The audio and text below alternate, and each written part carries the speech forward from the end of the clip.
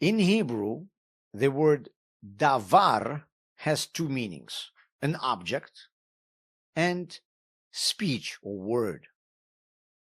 To speak in Hebrew also comes from davar, ledaber. Why do such different concepts share the same word? Surrounding us, culture has a materialistic approach to everything. The physical components of an object, such as its material, its structure, are always considered to be the main. They create the objective reality of what they are. And how we call them, how we describe them, what we say about them is subjective and probably therefore secondary. But Judaism has a completely different approach. The Torah says that God created everything through speech. For example, and God said, "Let there be trees," and God said, "Let there be fish." Why did God have to say all this? And why does the Torah bother to tell us about it? Why doesn't it just say, "And God created trees, and God created fish"? Kabbalah explains that objects were created through speech. That means that the letters that make up the name of each object were the channels of energy through which they were created. That is, the name of each object is an integral part of it. Of course, one can say the thing itself is objective and only one, but it can have many different names and they are all subjective. Well, the same object can be called a piece of junk by someone and antique by someone else. Someone will say that they hear music and someone else will call the same thing just noise.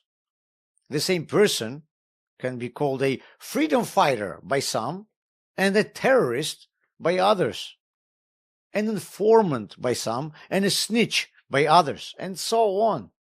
As you can see, these names are not only different, they are opposite to each other. That is, the subjective title that I give to something can be even more important than the object itself.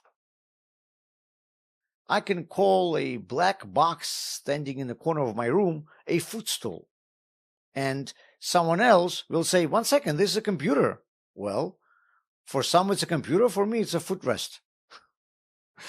The fact that it's a footrest is indisputable fact, just like the fact that it's a computer. The name I call it shapes my relationship with it and describes how I use it.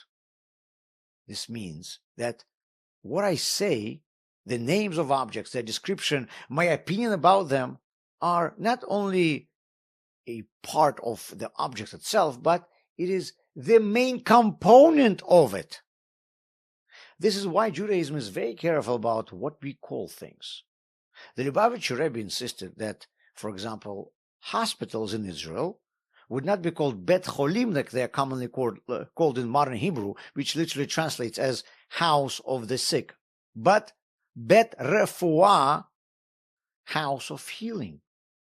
The Rebbe said that whenever a person, God forbid, becomes deprived of some abilities or parts of his body, he's always given a greater talent in other areas to compensate for this.